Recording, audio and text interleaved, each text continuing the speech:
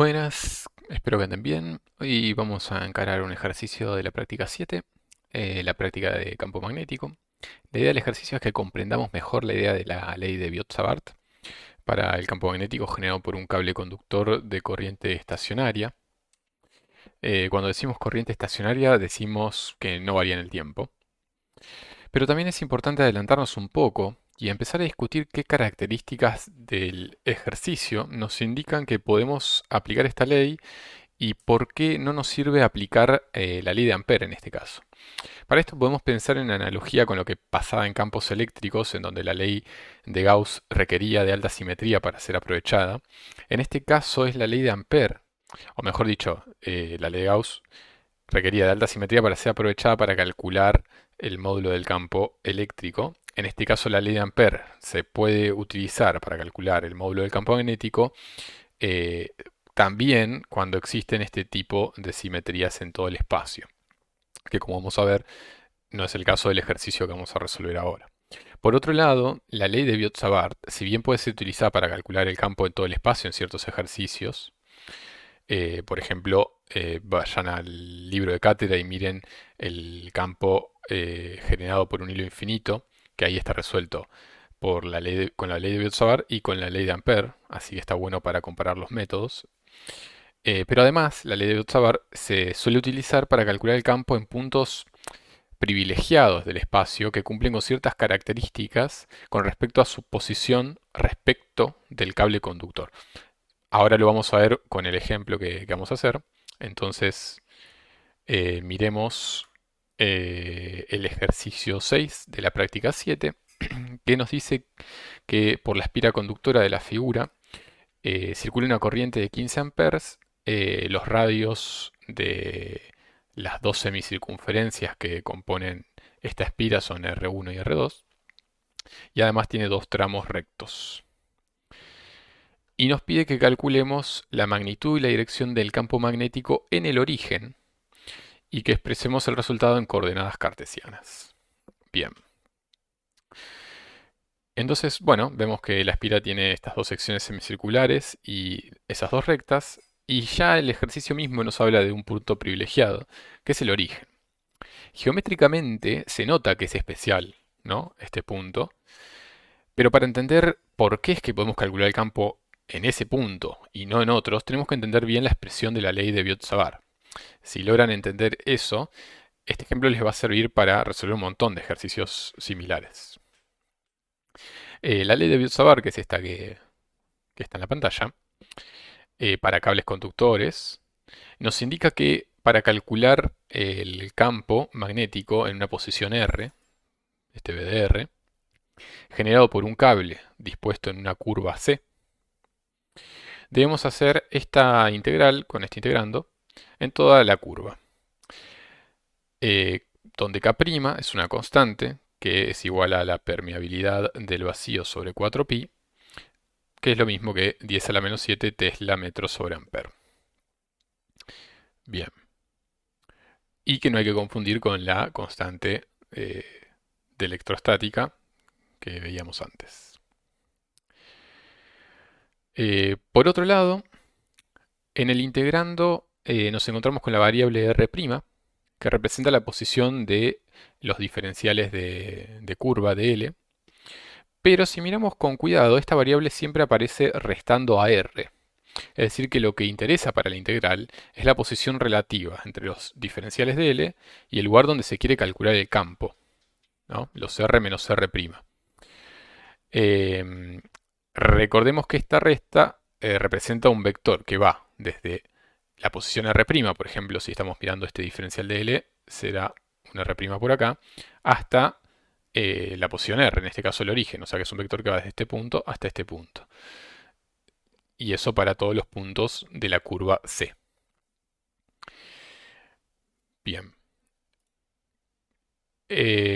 Podemos reescribir, reordenar un poco el integrando. Eh, Al versor R menos R' sobre su módulo lo reescribí como UR, simplemente para enfatizar en que es un versor, que apunta desde R' hacia R. Y dejemos por un lado el producto vectorial Y por otro los escalares, que los puedo sacar del producto vectorial. eh, Veamos que en los escalares aparece el módulo de r menos r' al cuadrado, es decir, el cuadrado entre la distancia desde los puntos de la curva hasta el punto donde se calcula el campo. Entonces, es de esperar que para que esta integral sea sencilla de resolver, esta distancia de r menos r'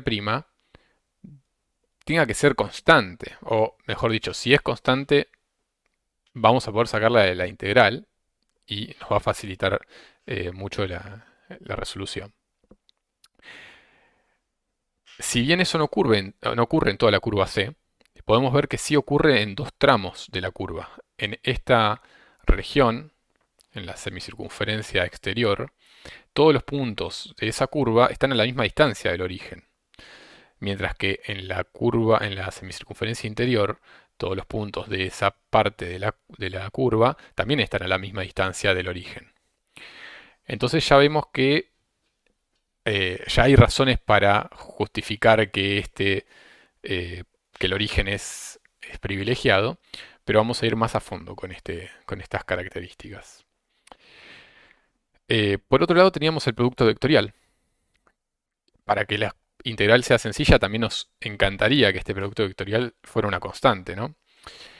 Para que esta integral sea una constante, teniendo en cuenta que el diferencial de L, su módulo es siempre diferencial de L, y que es la variable de integración, y que el módulo de UR es siempre 1, eh, lo que necesitamos para que este producto vectorial sea constante es que su versor, o sea que su dirección, sea constante de integración también. Esto ocurre cuando los vectores de L y UR siempre tienen el mismo ángulo entre ellos, eso para asegurar que el módulo sea constante, y que si hacemos la regla de la mano derecha, el vector resultante apunta siempre en la misma dirección, para que el vector, la dirección, también sea una constante en la integración. Eh, También puede ocurrir en otra situación, que es cuando el producto vectorial entre estos dos vectores es cero. Es decir, que estos dos vectores o son paralelos o son antiparalelos.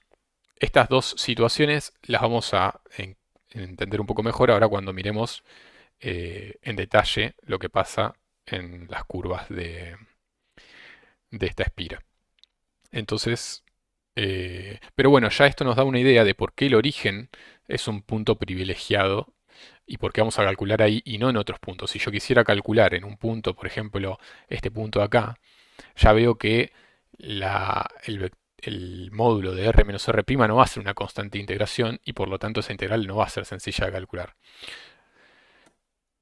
Bien, entonces como decíamos, tenemos las dos semicircunferencias que cumplen con que la distancia r menos r' módulo es una constante.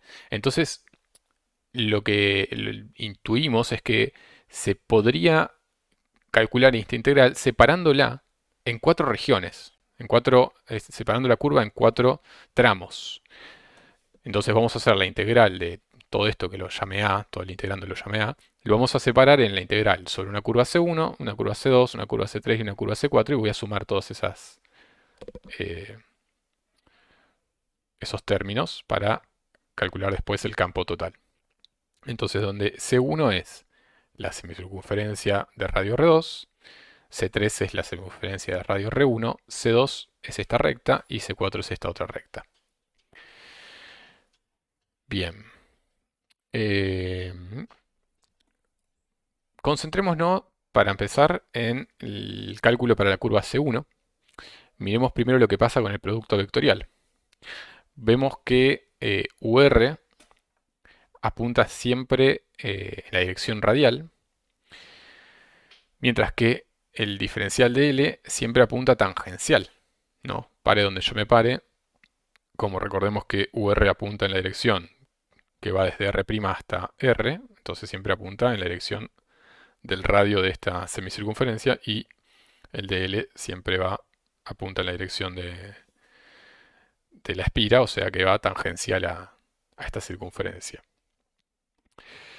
Es decir, que entre ellas siempre mantienen, entre esos dos vectores siempre está el mismo ángulo, que en este caso es 90 grados. Además, r menos r' en módulo vale siempre lo mismo, ¿no? Porque la distancia desde todos los puntos de la espira hasta el punto en el que quiero calcular es siempre el mismo y es R2. Entonces, bueno, y por último, pensemos qué pasa con la dirección del vector del producto vectorial. Si usamos la regla de la mano derecha, apoyamos la mano sobre el diferencial de L y cerramos la mano hacia el vector UR por el ángulo más chico entre ellos. Yo lo hago así, no sé si ustedes lo van a ver como corresponde, digamos, pero si hacen eso ustedes, como se indica en la imagen, podrán notar que ese producto vectorial apunta en la dirección de los zetas negativos. Y eso es un resultado que es independiente del punto en el que yo me pare de esta curva C1, ¿no? Para todos los puntos en la curva C1 se cumple que esa regla de la mano derecha siempre da en zetas negativos. Por lo tanto, esta dirección también es una constante en la integración. Sí. Bien. Reemplazando todo esto en la integral, ¿qué nos queda?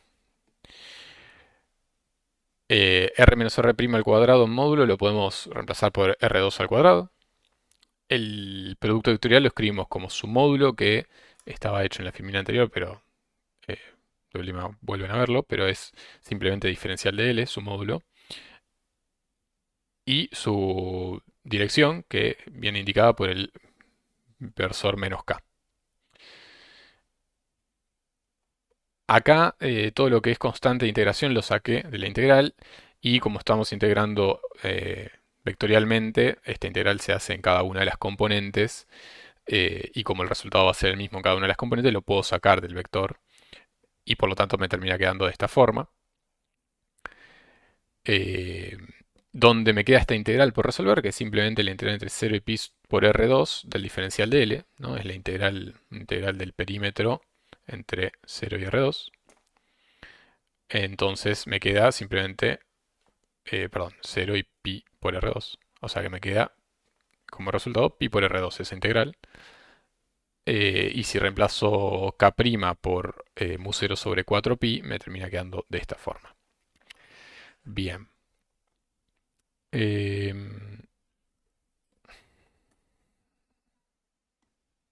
Y de esta forma entonces obtuvimos el campo magnético eh, realizado por la espira C1 o por el tramo C1 de la espira en el origen. ¿Qué pasa si queremos calcular el campo magnético generado por el tramo C3 de la espira? Bueno, adivinarán que no es tan diferente porque también es una semicircunferencia, en este caso es de radio R1, un radio más chico. Y el diferencial de L, si vuelven a la imagen en la que definimos C1, C2, C3 y C4, pueden ver que, bueno, lo hacemos acá, pueden ver que los diferenciales de L, por cómo recorre la corriente, recorre la espira, los diferenciales de L acá apuntan hacia arriba, ¿no? Por lo tanto, el producto vectorial ahora, cuando hagamos regla de la mano derecha, en lugar de quedarnos menos K, nos va a quedar K positivo. Es decir, que el resultado es prácticamente el mismo que el anterior, pero con K positivo y R1 en lugar de R2. ¿Y qué pasa en los tramos C2 y C4? En los tramos C2 y C4, fíjense que R menos R' al módulo no es una constante de integración, ¿no? Porque si yo estoy parado en este punto de acá, al final de la curva C2, en lo de más abajo, la distancia al origen no es la misma que si estoy parado en el punto más arriba de la curva C2. Sin embargo, acá se cumple la otra situación, que es que el producto vectorial de L por V reversor me da cero, porque son o paralelos o antiparalelos. ¿Sí? Paralelo en el caso de la curva C2, antiparalelos en el caso de la curva C4. Eh, pero bueno, en cualquiera de los dos casos ese producto vectorial da cero y entonces no importa que el módulo no sea el mismo, no sea una constante, porque directamente ya sé que la integral debido a este producto vectorial va a ser cero para todos los R' sobre la curva C2 y para la curva C4. Por lo tanto, entonces el campo total B2 y el campo total B4 da cero. Bueno, entonces finalmente si sumamos estos cuatro resultados nos da el campo total en el punto 000, en el origen. Acá hagan con cuidado las cuentas porque me puedo haber equivocado, pero lo más importante es notar cómo, como R2 es más grande que R1 y los campos que generan C1 y C3 en el origen son inversamente proporcionales a los radios, ¿no? Es lo que nos quedó el cálculo, es inversamente proporcional a los radios. eh, es mayor en módulo el campo que genera C3 y por lo tanto el campo resultante de la suma de los dos tiene que ser un campo que apunta en la dirección de Z positivo porque es en la dirección que apunta el campo C3. Em, Se puede resolver el ejercicio también de otra forma, que es en lugar de mirar el vector, mirar el módulo del campo. Si bien en las cuentas es muy similar, hay que tener cierto cuidado cuando se hace de esa forma porque cuando uno quiere terminar de calcular el campo total, si dividimos la espira en partes, como hice recién, y queremos terminar de calcular el campo total eh, generado por todos los tramos de la espira, eh, la suma que tenemos que hacer siempre es con los campos magnéticos ya escritos completos con su carácter vectorial, digamos, ¿no? Porque recuerden que la suma de los módulos de dos vectores no es lo mismo que el módulo de la suma de esos vectores. ¿Se entiende? Entonces hay que tener ese cuidado. Yo prefiero siempre resolver calculando directamente el vector y hacer la suma vectorial que nunca puede llegar a tener problemas. Bien, eso entonces responde al inciso A, que lo dejamos expresado en coordenadas cartesianas y todo. Y el ejercicio B entonces nos dice que ahora la espira de radio R1, es decir, la interior, se dobla 90 grados localizándola en el plano IZ, con Z positivo. Entonces nos queda este gráfico, el segundo gráfico que tenemos acá. Y nos dice que comparemos este resultado, o sea, hay que hacer todas las cuentas y comparar el resultado con el obtenido en el inciso A. No es mi intención hacer las cuentas, sino que voy a resolverlo más intuitivamente y les dejo hacer como tarea hacer las cuentas para chequear que este razonamiento es acertado. El enunciado... perdón. ¿Me creerán si les digo que los campos B1, B2 y B4, que son los que están generados por los tramos que no movimos, van a quedar igual, ¿no? Porque esos tramos quedaron sin girar. Mientras que el campo generado por la curva C3, como la curva se giró 90 grados, también el campo que genera se gira 90 grados, si se quiere. Para chequear esto, hay que hacer las cuentas bien y corroborar que es realmente así. Eh, pero bueno, lo que nos va a quedar como resultado, lo que le debería quedar es un campo que apunta en la dirección de los X negativos. Y ahora entonces, si hacemos la suma vectorial, siempre vectorial, de estos campos, vemos que el campo resultante es un campo que apunta tiene una componente X y una componente Z, está sobre el plano XZ, eh, y que su componente Z es B1 y su componente X es B3, pero a lo que voy es que ya no queda sobre una única dirección, sino que tiene más de una componente.